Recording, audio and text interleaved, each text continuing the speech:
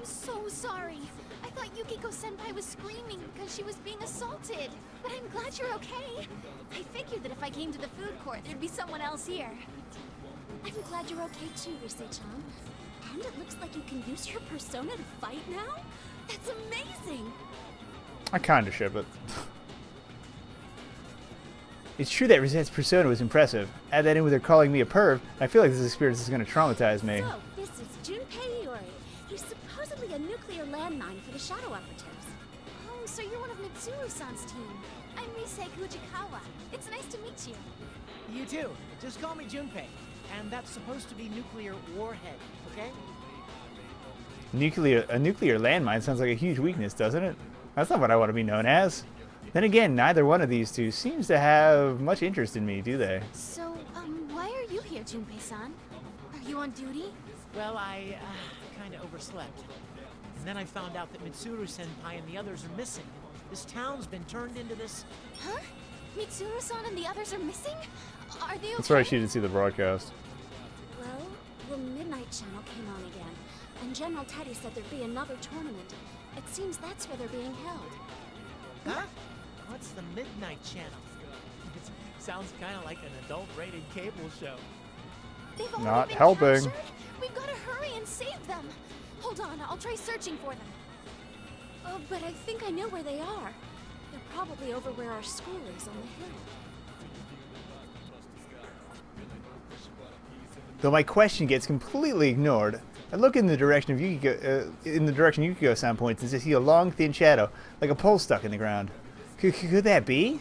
All the stuff I've seen in this town so far, the dark hour, shadows. Of course, the next would be... Murderous? I'm at a loss for words. I mean, it's not too hard to imagine that the tower would show up here, especially with the way things are at the moment.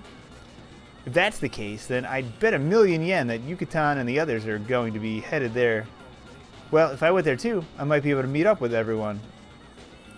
Junpei-san, is anybody else from the Shadow Operatives here too? Huh? Oh yeah, I think so. Maybe? I'm not really listening to her, so my automatic answer probably isn't what she wants to hear. The sudden silence snaps me out of my thoughts, and I see the two girls staring at me, frowning. Hmm? Are you really a member of the Shadow Operatives? You seem fishy. Maybe he's a fake after all. No, I'm real. Look, all of us have a badge, like this. Huh. I frantically explain my situation and show them the badge I carry with me. Even though I managed to get them to believe me, I'm a little ashamed that I don't have much information to give them. That can't be helped, so we conclude that Risette will search the surrounding area with her persona. But isn't it inevitable that I wouldn't know much about what's going on? Then again, it is kind of my fault that I fell asleep on the train. Well, give me a sec. Himiko, search mode! Rosette's persona takes on a dramatically different form. She closes her eyes and concentrates, so it's pretty obvious that she started searching the area. Wow, it's amazing that she has a persona that can both search and fight. I have 4 readings heading towards Yasogami High and that tower. I think one of them is Labris. I don't know about the other 3. Huh? Labris is here too? Mm-hmm. I can't communicate with her because the interference is so bad. But I'm pretty sure. Those other readings aren't shadows, right? They feel like persona users. One of them is strangely small, though. It's probably Koromaru. He's a dog. A dog? Dog can use a persona? How? I don't know. He just can. Junpei-san, you seem... How would Koromaru use an invoker? That's my question. Pretty vague about everything. I feel like they're being really harsh without any hesitation. 3 readings that Rosette doesn't know? One of them's Koromaru, then the one next to it must be Ken. Then the last one should be Yucatan. Then tell them that! I tell the 2 girls about the others. Rosette continues searching. Oh, there's someone near here. Naoto-kun. And Kanji? Kanji's reading is pretty weak, though. He might be injured. You can't communicate with them, right? If they're close, then should we go directly there to help them out? Yeah, but then we're putting a hold on rescuing Mitsuru-san and her team, aren't we? Right. So you two should hurry to where this Kanji-kun is. I'll keep heading to that tower. Based on what you said before, it sounds like my comrades are going that way after all. Okay. Oh, but Oh, right, that would leave you two girls alone. Do you want me to go with you? I mean, if you really want me, I'll do it. While I'm suggesting the two girls might want me around, just in case of, well, just in case, I noticed that they're both looking at me and with blank expressions. Huh? What's going on? Did I say something weird? Junpei-san, are you going to be okay on your own? They were more worried sure about you him. won't get lost? The town's turned into something like a maze. Oh, that. Maybe they're the ones worried about me? I wonder how low their opinion of me is right now. I'll be fine. Maybe I don't look it, but I've got experience with stuff like this. Oh, okay. We'll go meet up with the others before heading to that tower. Please be careful, Junpei-san. That's not the worst outro. With that, the two girls easily leave the food court. They didn't freak out over this bizarre situation at all. Man, high school girls these days sure are tough. I pull myself together and begin rushing towards that Tartarus-like tower. Ever since I became a shadow operative, this is the first time I've encountered an abnormal situation like this. Basically, the last time something like this happened to me was 3 years ago. We know.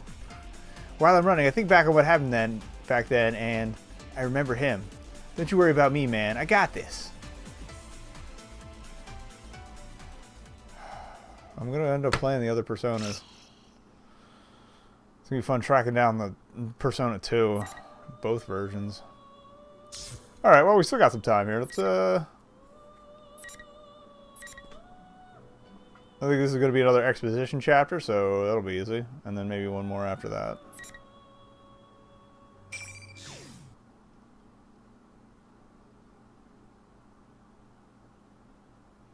I keep telling you not to do it. They're a real pain, you know? Cripes, you never shut up, do you? Just shut up, you little shit. Shut up before I cut you down right now. Oh, it's Sho and I Dachi. thought you called me because you needed me. You're the one who's getting impatient. Well, I'm going for a walk. Son of a bitch, I really am gonna kill him sooner or later. Hey, switch with me. Sounds. No, voices. Two voices. Responding to each other. A conversation. I feel two presences nearby. My senses slowly return as I rise out of unconsciousness. But before I can register the individual words being said, the conversation ends. I feel one of the presences in the room moving away. Looks like you're awake. I furrow my brow. The person standing before me has a different presence than either of the two that I had sensed. A red-haired young man in a Yasogami High uniform? Did a child like him capture us? Have you done with the others? Go a Let little them deeper. go at once. So those are your first words after regaining consciousness. I don't think you understand your situation. I understand that I've been captured by some boorish people at the very least. We were ambushed in Inaba Pass. We made an utter mistake. The limousine was sent over the edge, with us inside, and now I find myself here. My arms and legs are bound. Someone has taste in binding me like this. I recall a particularly loathsome memory from the past. This cross must be the cause of this immense sense of fatigue that I'm feeling in my entire body. I don't seem to be able to summon my persona, but... Who are you? Is this all you're doing? That was a pointless question. Even if it is, what are you going to do about it? Jump down off that cross and kill me? I look around at my surroundings. This place, the place where my companions had been captured and crucified in the past where my beloved father met his unfortunate end. The top of the moon viewing tower and this cross. Only one name comes to mind. Ikutsuki. Is this revenge for him? Revenge. A pointless word. What do you think of the previous performance? It must have seemed like something from Ikutsuki's own mind. Performance? When we pursued Labrys and entered the TV world last time, a mastermind robbed Labrys of her freedom and spoke of his own evil scheme. That's right. His speech did resemble Ikutsuki's own mannerisms.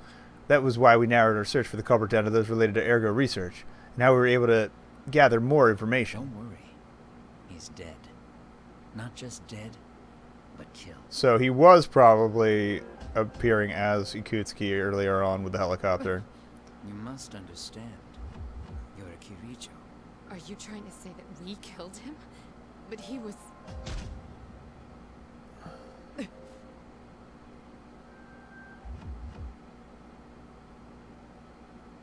I hear something dripping right next to me.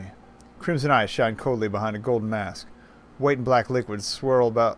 White and black liquid swirls about its head. Is this a persona? Suddenly, it slams the hilt of its sword into my abdomen.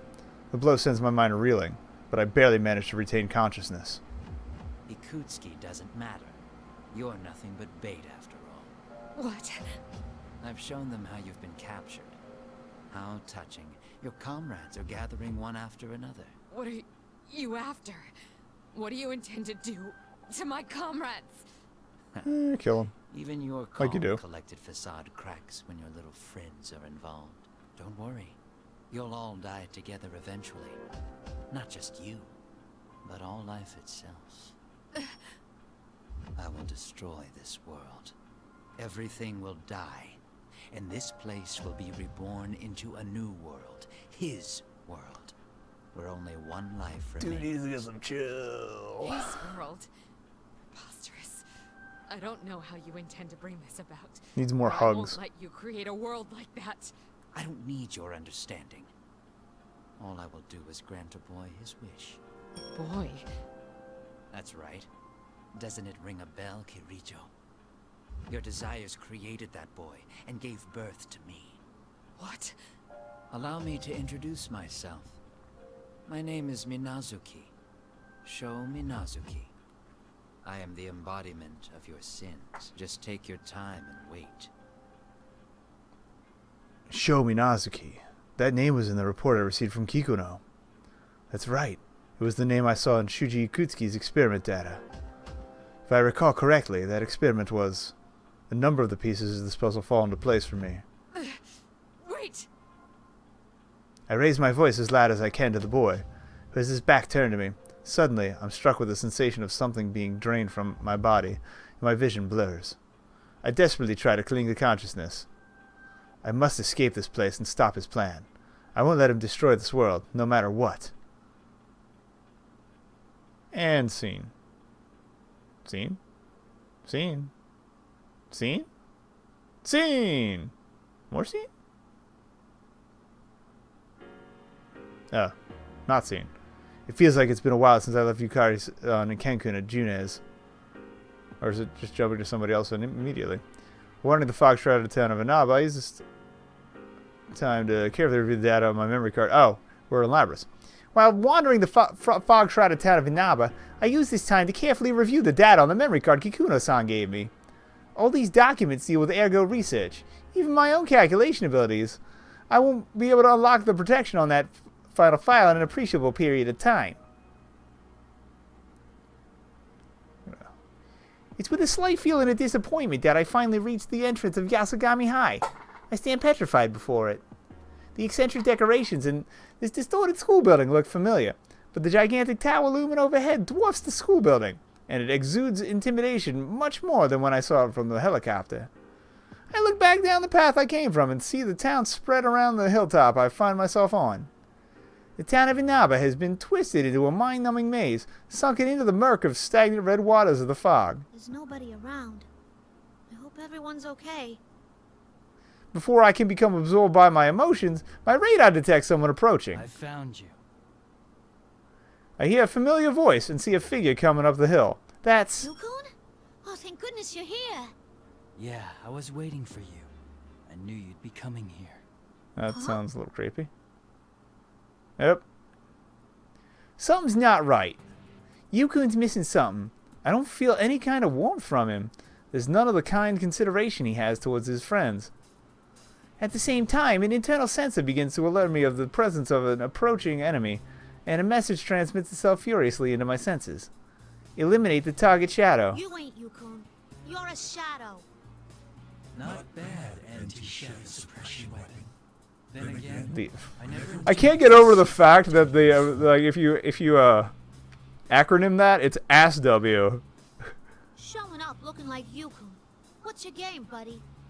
I came to warn you. Where you are is not where you should be. What What are you saying? Don't get so worked up. Don't you know it? Deep down, you know that you're nothing but trouble to them. If you'd never shown up, this town would have been peaceful. They don't think of you as a friend. You're just a nuisance that brought them to scorn. Well, that's... I like his shadow voice. It Who I am. feels creepier than some of the other performances. You're still just a weapon. It's got that quiet menace to it. You will never befriend a human. You will never be accepted by them either. That ain't true. That can't be. I desperately try to deny it, but my words fail me. I am a machine, and I was created as a weapon. I am nothing but a tool to destroy shadows. There's no way something like me could befriend people. My heart begins to crumble. I came this far, but... What about you, Labras? What'll you do? I hope Mitsuru-san and the others are okay. Could you please go right to that tower? We'll head over there too as soon as we can. Can you please kick some asses? As my heart is about to crumble, familiar voices echo in my mind. That's right, I came here with the trust of my comrades. That's why I will not let myself be brought down. I am a weapon. My body is mechanical and my heart was given to me. No matter what I wish I was, I can never be human. Oh? But Yukun and them, Mitsuru-san and Yukari-san, and even Ken-kun all think of me as someone precious. Yay! The 5th generation anti-shadow suppression weapon. I'm Labras, a member of the Shadow Operatives. I see. Since you were just awakened to your persona, I thought you could be shaken up again. Circumstances have changed. Changed by force. Now bring on the ring! Okay, dude. With that, the fake Yukun draws his sword. At the same time, 4 red pillars fall from the sky and land around us. I'm trapped. This will have invisible walls, just like that other time. This closed-off space will never open until one of us is defeated. In other words, You really want to do this, huh? Sorry, but I ain't about to hold back. Good. I was pretty alright with her before.